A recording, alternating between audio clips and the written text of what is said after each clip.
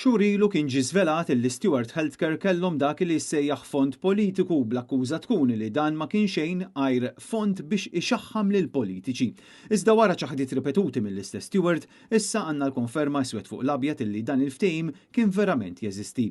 U skont ir-records żvelati mit-Times kmini il-ħadd filgħodu, dan il-fond twaqqaf biss mal-mument illi l-barranin kellhom ix-xamma li se jitwaqfu l-miljuni li kienu qed jieħdu għad-dil tal-isptarijiet, xi ħaġa li seħħet biss grazzi għall-kawża li kien fetaħ id-deputati Adrian Delija u l-insistenza tal-kap tal-Partit Nazzjonalista Bernard Gregg.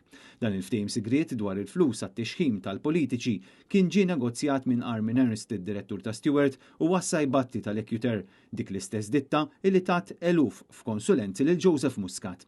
Il-ftehim jindika li kull xahar Stewart kellhom jgħaddu 100,000 euro lill-kumpanija Equator, flus li ħarġu mit-taxxi tagħna bħala parti mill-frodi tal-isptarijiet. L-emails li jikxfu dan id-deal huma datati Awwissu 2019. Iżda sa Jannar 2020 kienet għadha għaddejja korrispondenza dwar dan il-ftehim sigriet relatat mal-fond politiku. Sal-perjodu li fih kienu għaddejjin dawn l-emails, Muscat kien għadu diħelu ħireġ Kastilja flaqat ma' Chris Fern u Robert Abela li kien għadu kif assuma tmexxija tal-pajjiż. Mat-Times l-avukati ta' Muscat insistew li l-ex-Prim Ministru ma jistax jikkummenta u m'għandux aċċess għad-dokumenti li l-ġurnal qed jirreferi għalihom. Lanqas Armin Ernst ma ta' kummenti lit-Times dwar din l-allegazzjoni serjissima.